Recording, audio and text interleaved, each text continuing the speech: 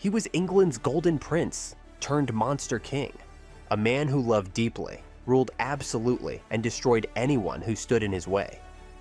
Crowned at 17, he promised peace, faith, and glory, yet left a trail of blood, betrayal, and broken crowns. He defied the Pope, tore down the church, and married 6 women in his desperate hunt for an heir. To some, he was a visionary. To others, a tyrant. This is the story of the king who remade England in his image and paid the ultimate price for his obsession with power, love, and immortality.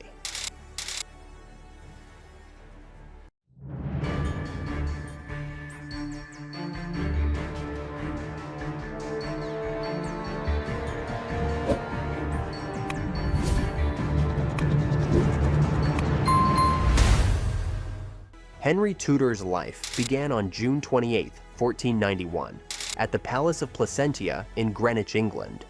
Born as the second son of Henry VII and Elizabeth of York, his early years were filled with comfort, privilege, and the shadow of his older brother, Arthur. As the heir to the throne, Arthur seemed destined to take the crown, and Henry was largely out of the spotlight. The family's legacy, however, was still fresh from the turbulent end of the Wars of the Roses. The new Tudor dynasty was fragile, and England longed for peace. Little did anyone know this second son would soon find himself unexpectedly thrust into a position of power. When Arthur died suddenly in 1502, the future of the crown rested on Henry's shoulders. His life, until that point, had been shaped by the expectation that he would never rule. Yet, with his brother's untimely death, Henry became heir to the throne at the young age of 10. The uncertainty of his future vanished in a moment, and the boy who had once lived in the shadows of his elder brother was now the future king. By the time Henry's father passed away in 1509, Henry was just 17, youthful and untested, but ready to embrace the challenge ahead. His coronation on April 22nd of that year marked the beginning of an era that would forever change England. For a young king, Henry VIII's early reign promised much. People believed that this was a time of hope and renewal. A fresh face on the throne meant fresh possibilities for England. His youthful energy and optimism contrasted sharply with the worn-down rule of his father. With his good looks, charm, and intelligence, Henry became an immediate source of excitement. The country expected great things from him, eager to witness the kind of king he would become. At 17, he was poised to reshape the kingdom in ways no one could have foreseen. This was a time of new beginnings, but also the first steps into an uncertain future. In his early days as king, Henry was guided by a desire to establish peace, strengthen alliances, and protect his kingdom. It was a time when the people of England were tired of war and conflict, and Henry appeared to be the beacon of hope they needed. The sudden change from second son to heir was not just a political shift, but a personal transformation. Henry had been thrust into a world of responsibility he was not fully prepared for. His father had worked tirelessly to secure the Tudor dynasty, but now it was Henry's turn to ensure its survival. As the king of a country in the midst of a cultural revolution, Henry VIII embodied the spirit of the Renaissance. He was not only a monarch, but a man who had grown up during a time when new ideas, art, and learning were flourishing across Europe. Henry was deeply interested in classical literature, philosophy, and music, and he valued education not just for himself, but for his court. At a young age, he was fluent in both Latin and French, and his formal education reflected the Renaissance ideals of intellectualism and the revival of ancient knowledge. A key aspect of Henry's character was his passion for the arts. He was an accomplished musician, a skilled athlete, and a patron of the finest artists in Europe. His court became a vibrant center of culture, attracting scholars, poets, musicians, and artists. Henry himself was no stranger to creativity, composing music and playing several instruments, including the lute and the organ. His support of the arts was not just personal, but political. He understood that fostering culture would enhance England's image and influence on the global stage. In addition to his cultural achievements, Henry was physically imposing. His athleticism was well known. He was a man of considerable strength, skilled in jousting, archery, and hunting. Henry's physical presence was every bit as impressive as his intellectual prowess. He was tall, commanding, and always a center of attention. His vigorous participation in tournaments and his natural charisma made him a figurehead of the Renaissance ideal, an embodiment of both brain and brawn. His public image was that of a perfect king, one who could inspire loyalty not just through intellect, but through his impressive physicality. However, as Henry's reign progressed, these early ideals were soon overshadowed by the more tumultuous aspects of his rule. Despite his early promise as a cultured Renaissance king, Henry's desire for personal power and control would soon clash with the cultural and intellectual developments of the Renaissance. The ideals of peace, learning, and creativity that defined his early years would give way to the harsh realities of ruling a nation on the brink of profound religious and political upheaval. Even with his growing dissatisfaction with certain aspects of governance, Henry never lost his passion for music, art, and culture. However, these interests often took a back seat as he pursued personal goals that would leave a deep mark on England's history. Despite this, the Renaissance monarch who began his reign with intellectual curiosity and cultural brilliance never fully lost sight of the grandeur and beauty of the world around him. At the beginning of Henry VIII's reign, the country was filled with optimism. His youth, charm, and intelligence promised a new era for England, one of peace, stability, and prosperity. Henry's early policy focused on diplomacy and securing his kingdom's position in Europe. The young king sought to forge alliances with powerful nations. Henry's early reign was marked by efforts to avoid costly wars. Unlike his father, who had fought to claim the throne, Henry sought to strengthen England's position through diplomacy rather than military action. He worked to maintain peace with France and Spain, using his marriage as a cornerstone of his foreign policy. Early on, Henry focused on strengthening the monarchy and his own power, making moves to increase royal authority and consolidate control over England's political landscape. He worked hard to ensure his reign was seen as one of stability and prosperity. However, as time passed, the political realities of Europe and Henry's own desires began to change the course of his reign. His thirst for glory and recognition on the world stage led him into costly military campaigns. In 1512, he joined forces with Spain to fight against France, marking England's involvement in foreign wars that would drain its resources. Despite the initial hopes for peace, Henry's desire for military glory and his belief that England could assert itself as a major power in Europe led to military engagements that were costly and ultimately unproductive. As the wars stretched on, the financial toll on England became evident. The ambitious king had expected a quick victory and an enhanced reputation, but the wars resulted in little more than strained resources and diminished public support. Despite the setbacks, Henry remained determined to build a strong, powerful England, believing that military success was integral to his legacy. But as his reign continued, the lessons of these early military endeavors would shape his decisions, pushing him further down a path that would eventually, as the king sought glory and stability through war, it became clear that the pursuit of power would become the central focus of his reign, overshadowing the hopes of a peaceful and prosperous kingdom. The decisions made in these early years would lay the foundation for the dramatic shifts in religion, politics, and society that would come in the years ahead. In 1509, Henry married Catherine of Aragon, the daughter of Ferdinand and Isabella of Spain. The union was one of great political importance, designed to strengthen England's ties with Spain and solidify Henry's position in Europe. Catherine had originally been married to Henry's brother, Arthur, but after his untimely death, she remained in England and was eventually betrothed to Henry.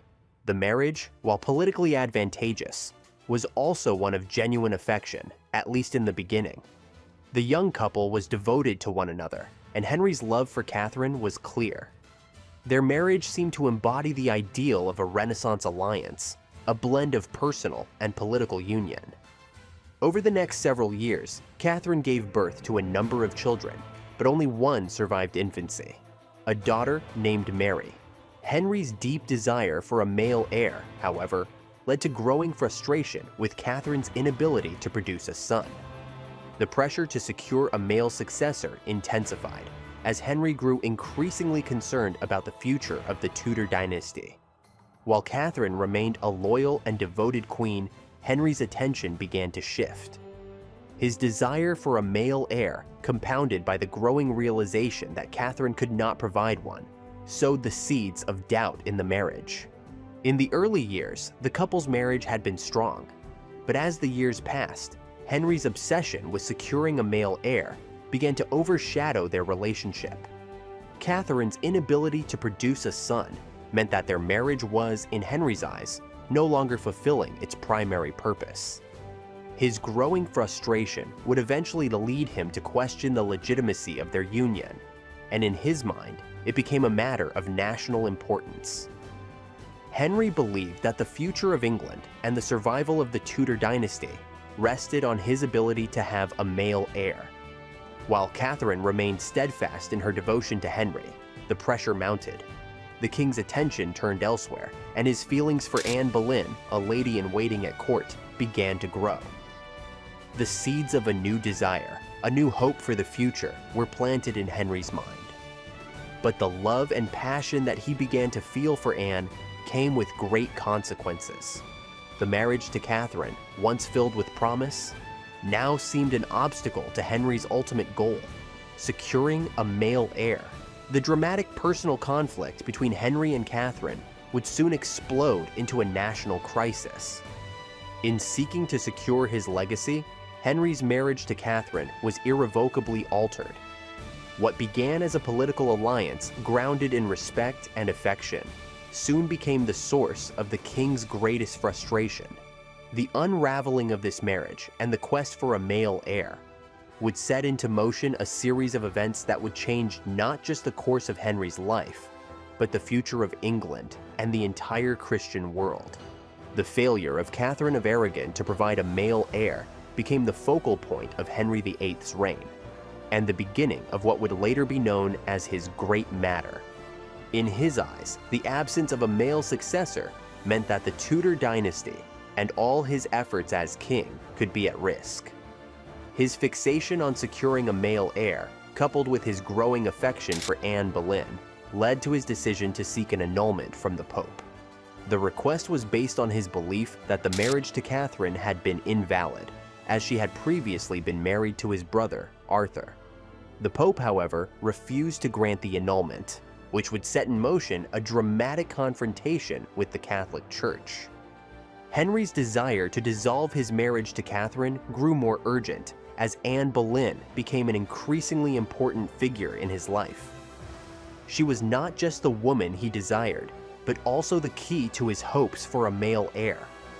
The Pope's refusal to annul his marriage, influenced by political pressures from Catherine's nephew, Emperor Charles V, led Henry to make a bold and irreversible decision. In 1534, Henry declared himself the supreme head of the Church of England, severing ties with Rome and establishing his own religious authority. This act, though born out of personal frustration, became the cornerstone of the English Reformation. The king's decision to break with Rome had profound implications, not just for his marriage, but for the future of England. It led to the dissolution of monasteries, the redistribution of wealth, and the transformation of England into a Protestant nation. Henry's personal struggle had inadvertently set the stage for a radical shift in the religious landscape of Europe. His quest for a male heir would not only reshape his personal life, but also the spiritual and political future of England. As the Church of England was established and the Pope's authority rejected, Henry's personal desires had given birth to a new national identity. The Great Matter would forever change the relationship between church and state in England. What began as a king's desperation for a son had led to a revolution that altered the course of history. impacting religious practices across Europe and laying the foundation for a new English identity. Henry's relentless pursuit of a male heir, paired with his decision to defy the Pope, marked the beginning of a legacy that would be both celebrated and condemned in equal measure. The world would never be the same after Henry's break from Rome, and neither would his reign. His personal turmoil, his frustration with Catherine, and his desire for a male successor had led him down a path that would change England and the world forever. Henry VIII's desire for a male heir had driven him to seek an annulment from Pope Clement VII, hoping to end his marriage to Catherine of Aragon. Despite his personal frustrations, the political situation surrounding the request was complex. Catherine's nephew, the powerful Emperor Charles V, held significant influence over the Pope. Charles was not only the ruler of Spain, but also the most powerful monarch in Europe at the time. His close relationship with Catherine and his position as a defender of Catholicism made it impossible for Clement VII to grant Henry's request. The Pope, under pressure from Charles, refused to annul the marriage, citing concerns over both the legitimacy of the union and the potential political fallout. This refusal was not just a matter of church doctrine, but one of deep political implications. For Henry, this was more than just a religious dispute. It was a direct challenge to his authority as king. He saw the Pope's refusal as an insult, an obstacle standing in the way of his efforts to secure the future of the Tudor dynasty. Henry, known for his ambitious nature, could not accept being denied a resolution that would allow him to remarry and father a male heir. The refusal to annul the marriage set off a chain of events that would reshape England's religious landscape and Henry's relationship with the Catholic Church forever. In the face of this rejection, Henry was not one to back down easily. Instead of acquiescing, he saw the Pope's refusal as a challenge to his sovereignty. This refusal ignited a sense of frustration and determination within Henry, who believed that as king, he should have the right to control his own marital destiny. This would be the catalyst for a monumental shift in religious and political power in England. Henry was not just fighting for his personal desires. He saw this as a fight for royal authority. The Pope's refusal to annul his marriage was the spark that set the stage for the dramatic events that followed. At court, the king's anger and frustration were palpable. Henry began to seek advice from his most trusted counselors and advisors, hoping to find a way around the Pope's authority.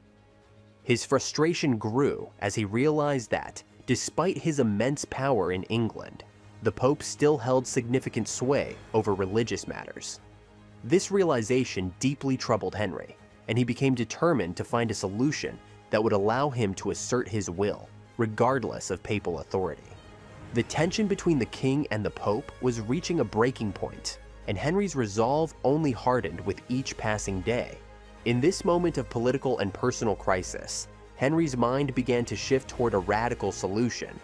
He started to entertain the idea of breaking away from the Catholic Church altogether, establishing his own religious authority within England. While the notion was still in its early stages, the Pope's refusal and the lack of support from Rome were pushing Henry toward a path that would change the course of England's history. The seeds of the English Reformation were planted in this turbulent moment, and Henry's determination to take control of his own destiny would lead him to challenge the very foundations of the Church that had dominated European life for centuries. In 1534, Henry took one of the boldest steps in English history by passing the Act of Supremacy, declaring himself the supreme head of the Church of England.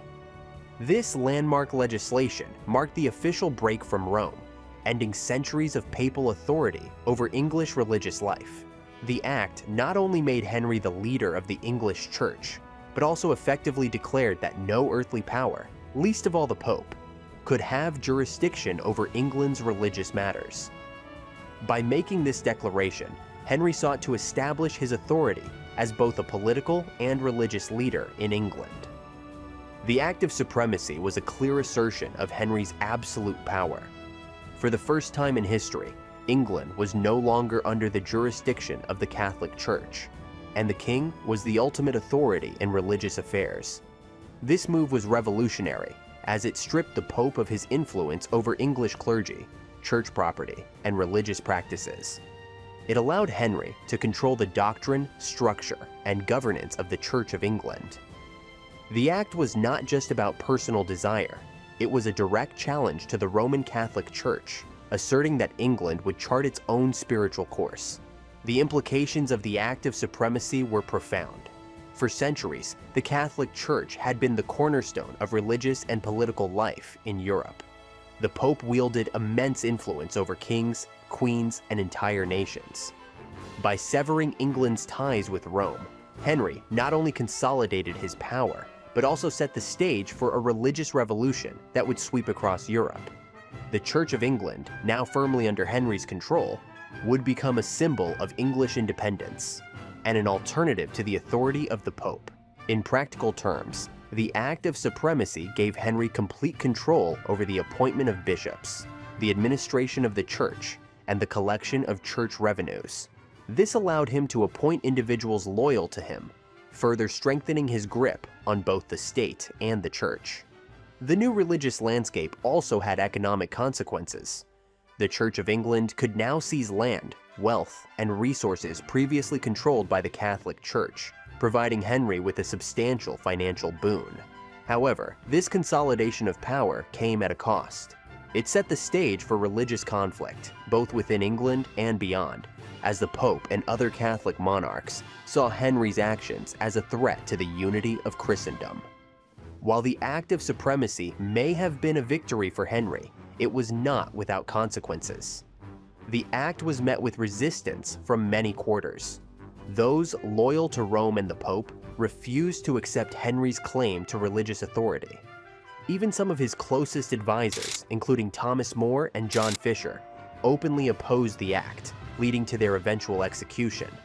This clash between the old and the new would continue throughout Henry's reign, with many unwilling to accept the changes that Henry was forcing upon England's religious and political institutions.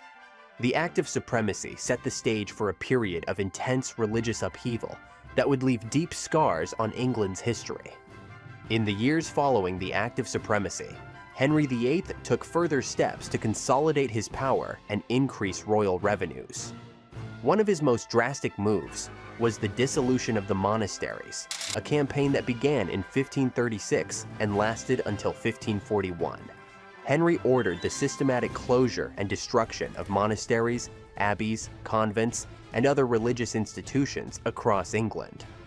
This move had both religious and economic motivations. By dissolving the monasteries, Henry not only eliminated centers of Catholic power and influence, but also seized their wealth and land for the crown.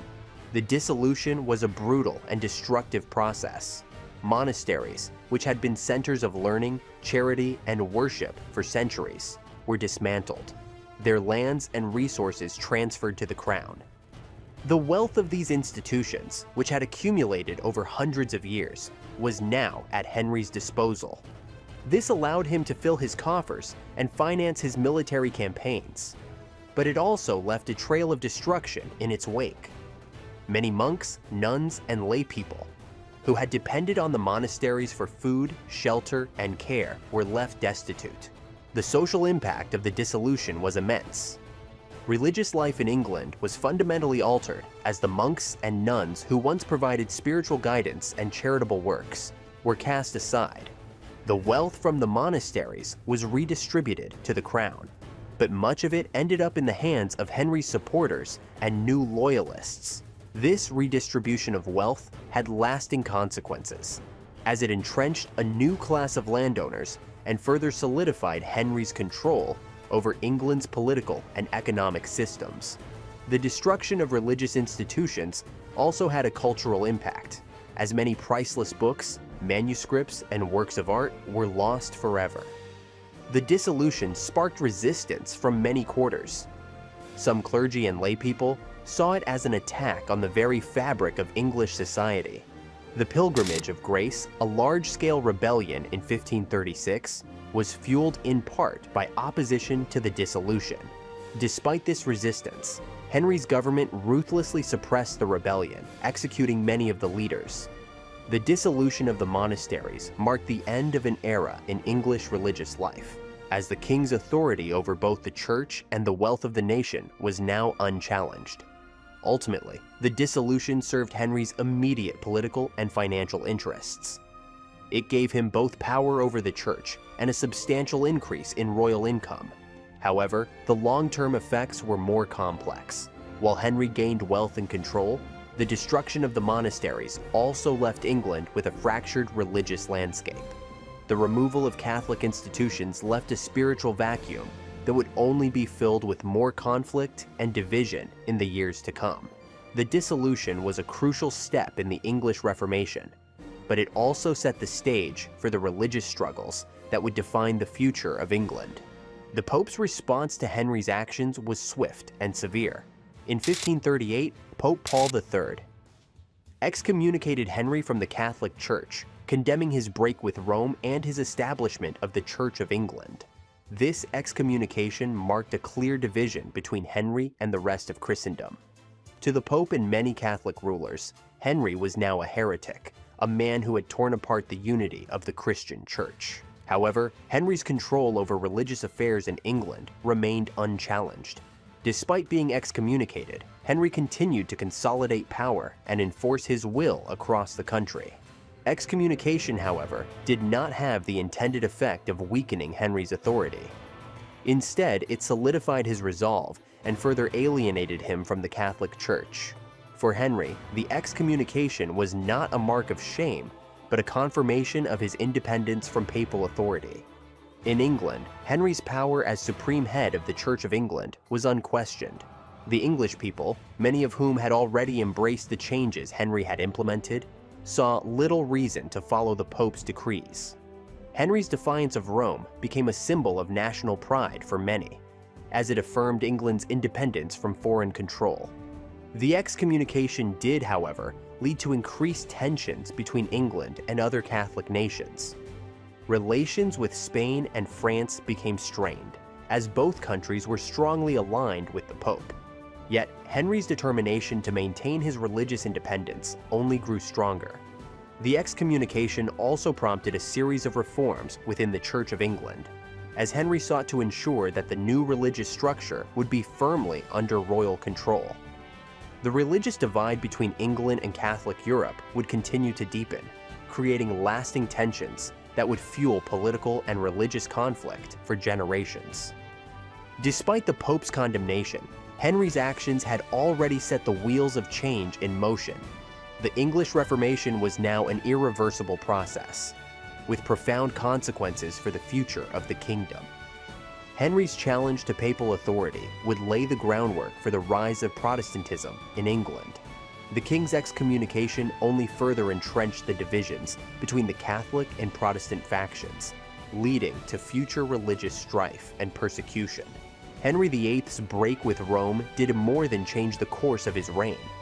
It reshaped the future of England. The establishment of the Church of England had profound and lasting effects on English society and religion. The Act of Supremacy, combined with the dissolution of the monasteries, marked the beginning of a new religious order in England. For the first time in centuries, England was free from papal influence, and the king held ultimate authority over both religious and political matters. This move would pave the way for the Protestant Reformation in England, and would spark religious conflicts that would continue for years to come. The establishment of Protestantism in England, while initially associated with Henry's personal desires, eventually became a cornerstone of English identity. The religious landscape of Europe was irrevocably altered, as Henry's decision to break from Rome had far-reaching consequences. The creation of the Church of England set the stage for the religious struggles of the future, particularly during the reigns of Henry's children, Edward VI, Mary I, and Elizabeth I.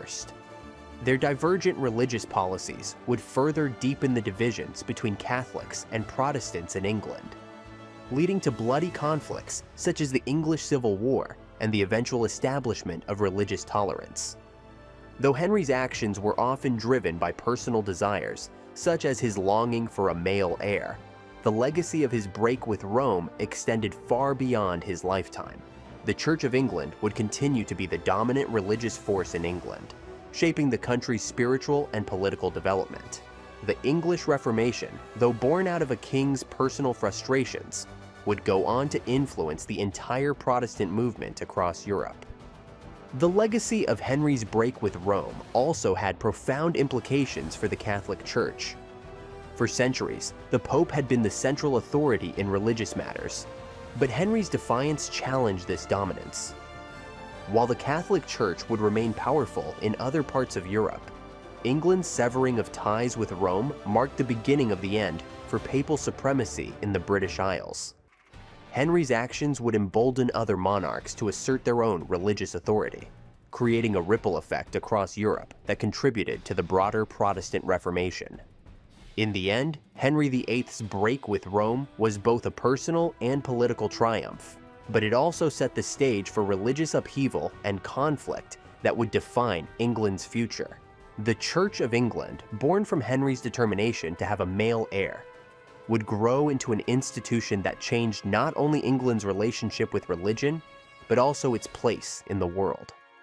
The ripples of Henry's actions are still felt today in the legacy of the Church of England and the ongoing discussions about the role of religion in politics and society. Henry VIII's personal life was as dramatic and tumultuous as his reign. Over the course of his lifetime, he married 6 women, each one shaping his destiny in a unique way. His quest for a male heir, his personal desires, and his political ambitions led him to seek multiple marriages, each marked by passion, betrayal, and often tragedy. These unions not only transformed Henry as a king, but also had profound effects on England's history. Each wife played a role in the unfolding religious and political drama that would forever change the course of English society and monarchy.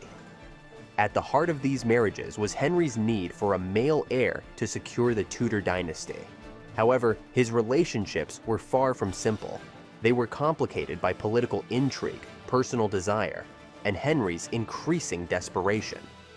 From Catherine of Aragon, whom he married out of political necessity, to Catherine Parr, who outlived him, each wife faced her own challenges in a marriage that often had little to do with love and everything to do with the king's need for power, prestige, and succession.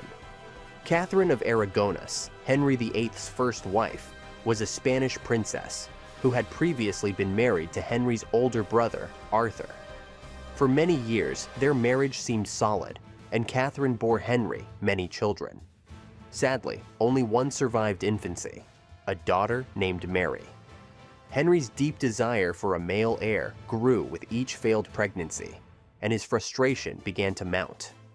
By the early 1520s, Henry's hopes were fading. He believed it was his marriage to Catherine that was cursed, and that God was punishing him for marrying his brother's widow. Henry's dissatisfaction with their marriage became evident, and he began to search for solutions outside of the church. His affection for Anne Boleyn, a young woman at court, became an important factor in his quest for a male heir.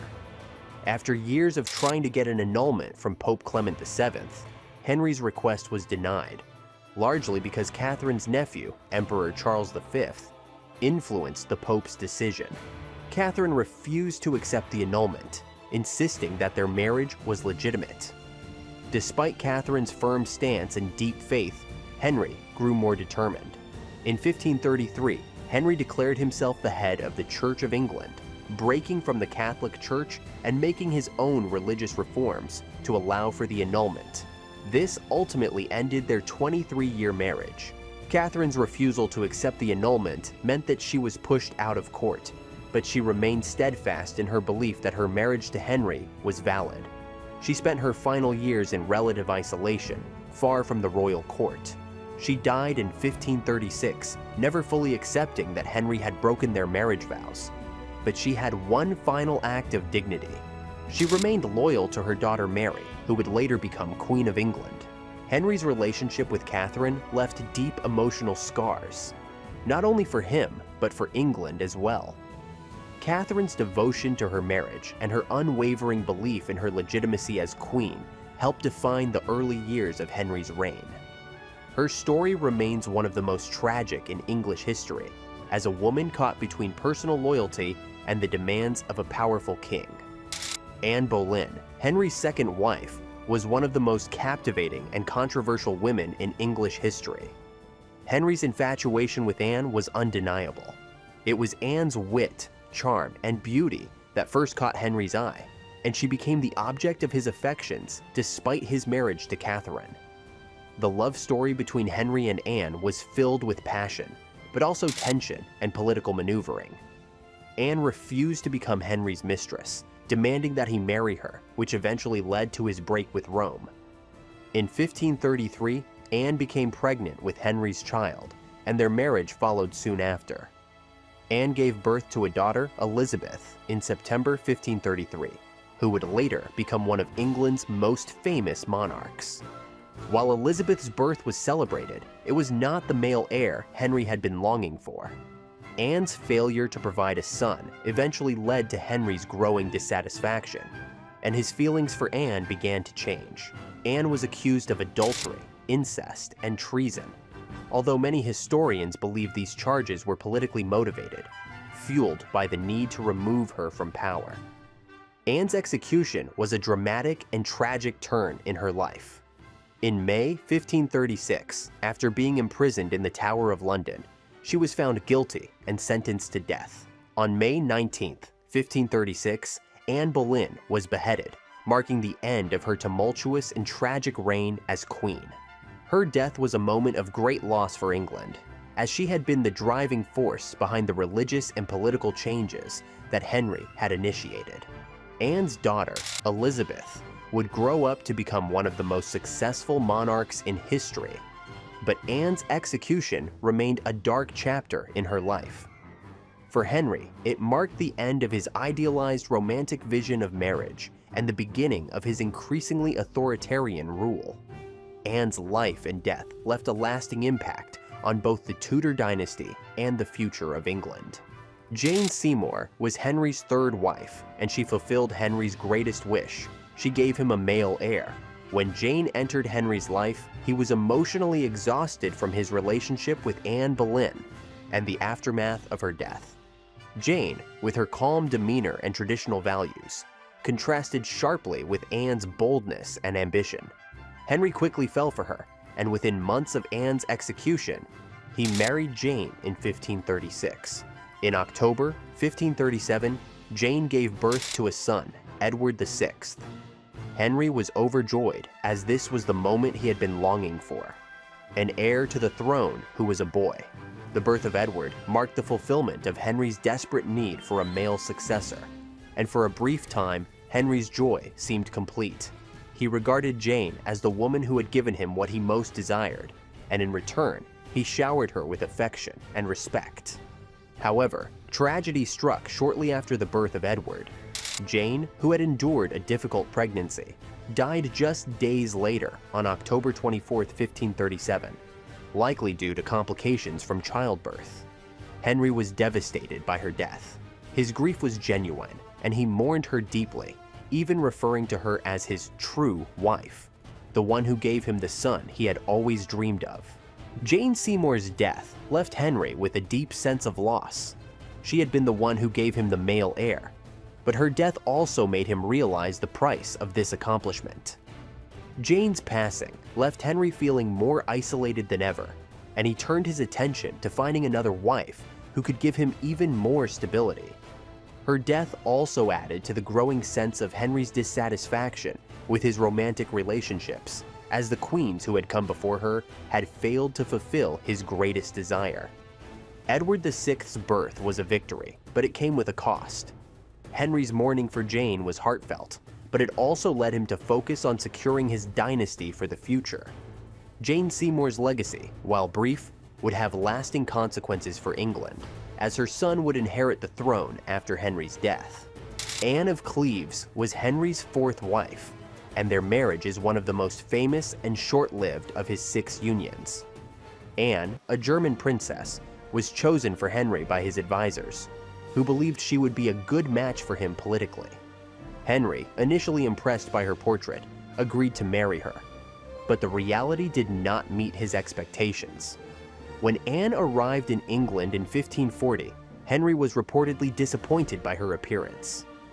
She was not the beauty he had imagined from her portrait, and Henry felt no physical attraction to her. Despite their lack of chemistry, the marriage took place in January 1540, but it was quickly clear that it was not going to work. Anne and Henry had little in common, and their relationship was cold and strained. After just 6 months of marriage, Henry sought to have the marriage annulled on the grounds of non-consummation and mutual incompatibility. Anne agreed to the annulment, and they parted amicably. She was given a generous settlement and allowed to live in England as a sister to the king. Though their marriage was short, Anne of Cleves played an important role in Henry's life. Her annulment was one of the few in Henry's reign that did not end in execution or disgrace. After the annulment, Anne remained in England, and she and Henry developed a cordial relationship. Henry even attended her household on several occasions, and Anne was given a place of honor at court. This amicable end to a failed marriage was a rare moment of peace in Henry's turbulent marital history. Despite the failure of their marriage, Anne's legacy as Henry's fourth wife was not one of scandal or disgrace. Instead, she was one of the few women to escape Henry's wrath and survive his reign with her dignity intact. She later outlived many of Henry's other wives, and her relationship with him remained friendly, a stark contrast to the tensions of his other marriages. Henry's fifth wife, Catherine Howard, was a young and beautiful woman, much younger than Henry, who was now in his 40s and increasingly insecure. Catherine, the cousin of Anne Boleyn, caught Henry's eye with her youthful charm and beauty. Their marriage took place in 1540, just a few months after his annulment from Anne of Cleves. Initially, their marriage seemed to be a source of joy for Henry, who was deeply in love with Catherine. However, Catherine's youthful exuberance and Henry's growing physical decline created tensions. Sadly, Catherine's infidelity soon became a point of contention. She was accused of committing adultery, and after an investigation, she was executed in 1542, just 2 years into her marriage to Henry. Her tragic end was marked by accusations of treason, and she was executed at the Tower of London. The loss of Catherine marked another chapter of heartbreak for Henry, who now found himself confronted with yet another failed marriage. Henry's sixth and final wife, Catherine Parr, was a widow who had been married twice before. Catherine Parr was intelligent, practical, and deeply religious. She played a vital role in Henry's later years, particularly in helping to reconcile him with his daughters, Mary and Elizabeth, from his previous marriages. Unlike his other wives, Catherine survived Henry, and their marriage was one of companionship and mutual respect. Catherine Parr's influence on Henry was profound.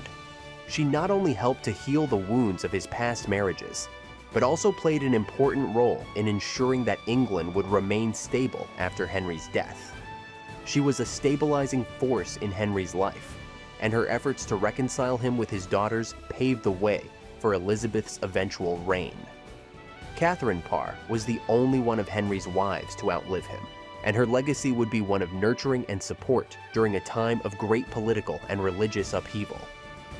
As Henry VIII aged, he underwent a dramatic transformation, both physically and emotionally.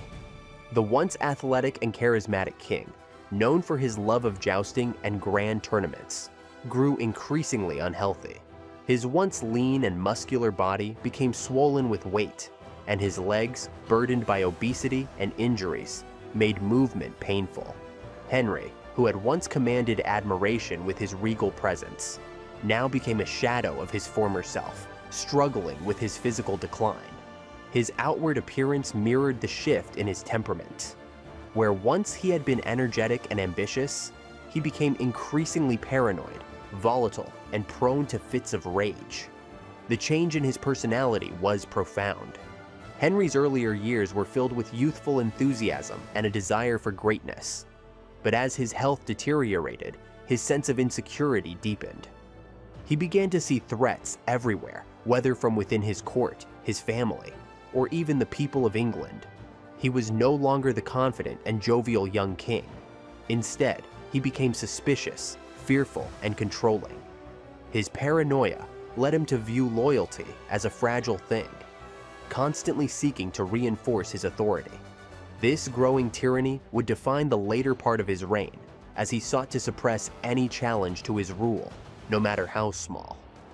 With his physical appearance becoming more unrecognizable and his temperament darkening, Henry's once celebrated charisma was overshadowed by his increasingly erratic decisions.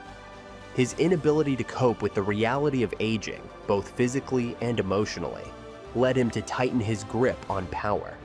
The insecurity that gripped him as he grew older was reflected in his governance, as he shifted from a king who sought glory to one who was determined to crush any opposition.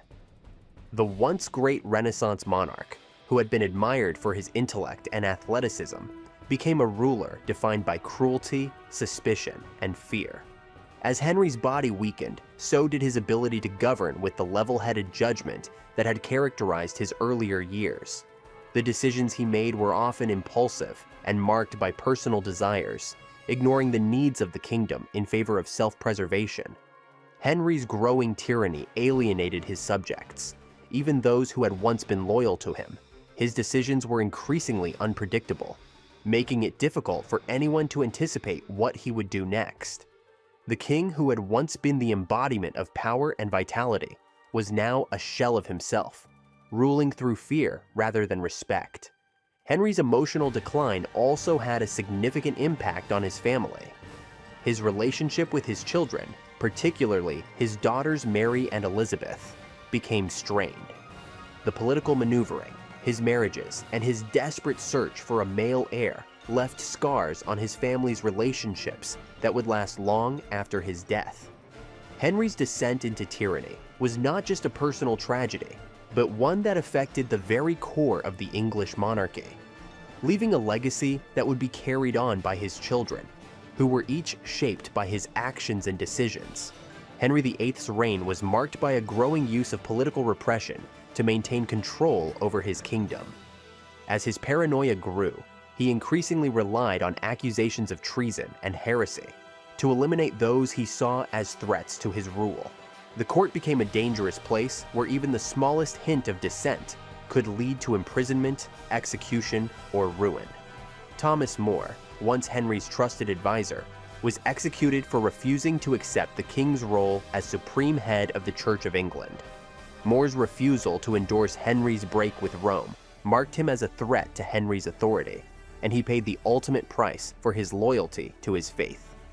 Alongside More, other key figures, such as Thomas Cromwell, the king's chief minister, were executed or imprisoned as Henry's need to consolidate power grew more urgent.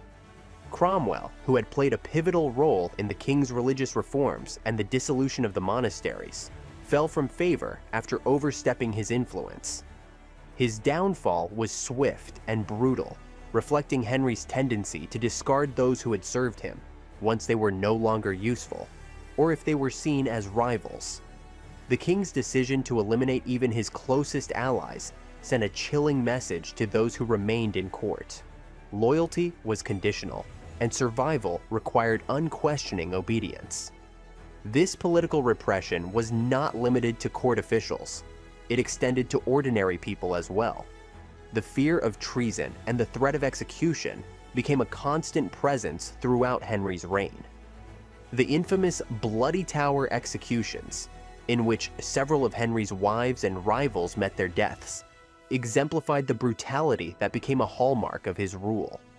Henry's need to secure his dynasty and eliminate any opposition led him to create a court atmosphere that was rife with suspicion, where no one was safe from the king's wrath. Henry's political repression extended to the English clergy and nobility, who were forced to take sides in the king's religious reformation. Anyone who resisted Henry's decisions or questioned his authority risked losing their position, wealth, and even their lives.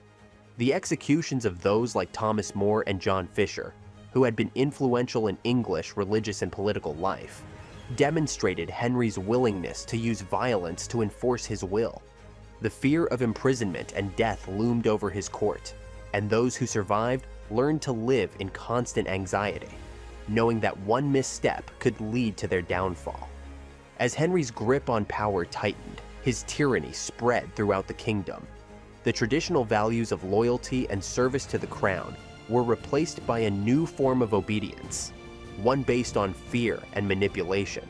The harshness of his rule left lasting scars on both the people of England and the monarchy itself. Though Henry's reign was marked by political successes, it was also defined by the suffering and fear that his authoritarian rule created. His willingness to repress and eliminate anyone who stood in his way set a dangerous precedent for future monarchs and deepened the division between the ruler and the ruled. In 1536, England was rocked by a large-scale rebellion known as the Pilgrimage of Grace, which was sparked by Henry's decision to dissolve the monasteries and reform the church. The rebellion, primarily in northern England, was a response to the growing resentment against Henry's religious policies and the dissolution of monasteries that had long been centers of power and influence in local communities. The rebels, who consisted largely of common people, religious figures, and some nobility, were furious at the loss of their local religious institutions and the economic upheaval caused by Henry's reforms. They also feared that the religious changes were undermining their traditional way of life. Henry's response to the rebellion was swift and brutal.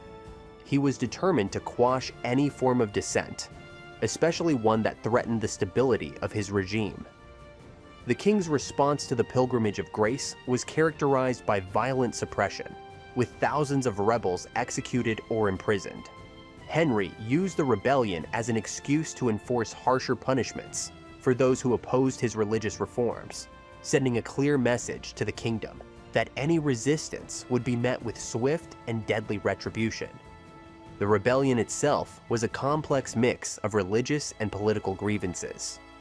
While many of the rebels were genuinely upset by the dissolution of monasteries and the changing religious landscape, others saw the rebellion as an opportunity to challenge Henry's absolute power.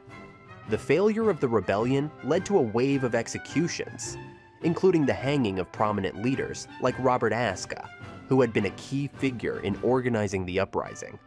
The brutal aftermath of the Pilgrimage of Grace marked a turning point in Henry's reign, as it made clear that any challenge to his authority would be met with force.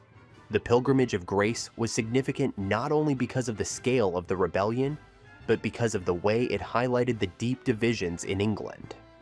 Henry's religious reforms had created tensions not just between the king and the Catholic Church, but also between the monarchy and the people. The rebellion was a clear sign that Henry's religious changes were unpopular among large segments of the population, particularly in the north, where loyalty to Rome and the old ways of the church were deeply ingrained. Despite Henry's efforts to suppress it, the rebellion left a lasting mark on English society, showing that the king's control over both religion and politics was far from secure. The events surrounding the Pilgrimage of Grace reinforced Henry's growing reputation as a tyrant. The harsh suppression of the rebellion, combined with the execution of its leaders, further alienated many of his subjects. It was a stark reminder of the king's ruthless methods of maintaining power, and the rebellion's failure marked the beginning of a period of increasingly autocratic rule. Henry's reign, once seen as one of promise and hope, was now defined by fear and repression, as the monarch's determination to eliminate opposition continued to drive his actions.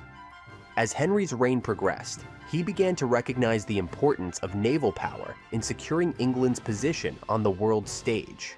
His investment in the Royal Navy became one of the defining features of his later years as king. Understanding the growing influence of maritime nations like Spain and Portugal, Henry saw the potential of a powerful navy to protect England's interests, assert dominance in foreign affairs, and expand England's influence across the seas. Henry's commitment to building a strong navy was not just a response to foreign threats, but also an attempt to elevate England's status as a global power. The development of the Royal Navy during Henry's reign was marked by the construction of powerful warships. including the famous Mary Rose, which was built in the early 1500s. The Mary Rose was a symbol of England's naval ambitions, and its design represented the state-of-the-art technology of the time. Henry's investment in naval warfare reflected his desire to modernize England and increase its military capabilities. The Navy also played a crucial role in defending England from external threats, including attacks from France and Spain, which were constantly vying for influence in Europe. Henry's investment in the Navy had a lasting impact on England's future. The strength of the Royal Navy allowed England to become a dominant maritime power in the years that followed. Under Henry's successors, especially Elizabeth I, the Navy would be instrumental in defending England from foreign invasion and laying the groundwork for England's empire building in the centuries to come. Henry's recognition of the Navy's importance in shaping the future of England demonstrates his strategic foresight, even if his reign became increasingly focused on securing his own legacy. While Henry's focus on the Navy brought military success, it also drained the royal treasury. The immense cost of building and maintaining such a powerful navy contributed to England's financial difficulties later in his reign. The resources needed to fund his wars, along with the ongoing religious reforms and the dissolution of the monasteries, left the kingdom financially strained. Despite these challenges, Henry's efforts to establish naval power were a crucial part of his legacy, shaping England's future military and geopolitical strategies. In the end, Henry VIII's investment in the Royal Navy was a key element of his reign that would influence England's military and maritime policy for generations to come. His foresight in strengthening England's naval capabilities ensured that the country would become a significant player on the world stage, paving the way for its eventual dominance in global trade and exploration. In the final years of his life, Henry VIII's reign became marked by increasing instability and erratic decision-making. His health, already compromised by his weight and previous injuries, began to deteriorate rapidly. The once vibrant king, who had been known for his athleticism and energy, was now confined to his palace, struggling with both physical pain and mental distress. His growing paranoia, fueled by the betrayals of his past marriages and his inability to secure a male heir, made him unpredictable and dangerous. His decisions became more erratic, and his behavior increasingly erratic as he sought to shore up his power and secure the future of the Tudor dynasty. The final years of Henry's life were marked by a sense of isolation and bitterness. His earlier ambitions for greatness had been overshadowed by his need for control and his growing distrust of those around him. The king, who had once been hailed as the epitome of Renaissance kingship, had become a ruler consumed by fear and self-preservation. His physical decline mirrored the collapse of the ideals that had once defined his reign. Despite his achievements, Henry's final years were a reminder of the personal toll that power and tyranny had taken on him. Henry VIII died on January 28, 1547, at the age of 55. His death marked the end of an era, but his legacy lived on through his children and the monumental changes he had made to England. His break with Rome, his establishment of the Church of England, and his tyrannical rule had reshaped English society, and the consequences of his reign would echo for generations. While Henry's reign was marked by both triumph and tragedy, it was ultimately defined by his relentless quest for control, power, and the legacy of the Tudor dynasty. The spiritual terrain of England transformed in the decades after Henry's death. Under his son Edward VI, the Church of England adopted increasingly Protestant theology and liturgy, a development Henry's rule enabled, even if he remained personally traditional. The religious pendulum swung with his children. Mary briefly restored Catholic ritual, only for Elizabeth I to reassert Protestant Anglicanism through her religious settlement, forging a middle ground that defined the Anglican tradition. Henry's legacy set in motion a transformation that deeply influenced English identity, political structure, and religious thought. Henry's greatest legacy lay in the dynasty he secured.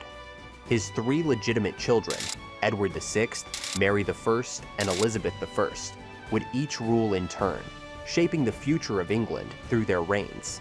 These successive reigns dramatized the fragility of monarchical succession and religious certainty. Despite their differences, none of Henry's children produced heirs, ending the Tudor line with Elizabeth's death in 1603. Despite the chaos and upheaval of his reign, Henry VIII had a significant impact on England's cultural landscape. His court was a center of Renaissance art and learning. He supported musicians, composers, painters, and scholars who introduced continental sophistication to England. This cultural flowering left a lasting influence on literature, portraiture, and music, shaping the Tudor identity in ways that extended well beyond politics. Henry also commissioned major architectural projects that redefined the visual identity of the monarchy.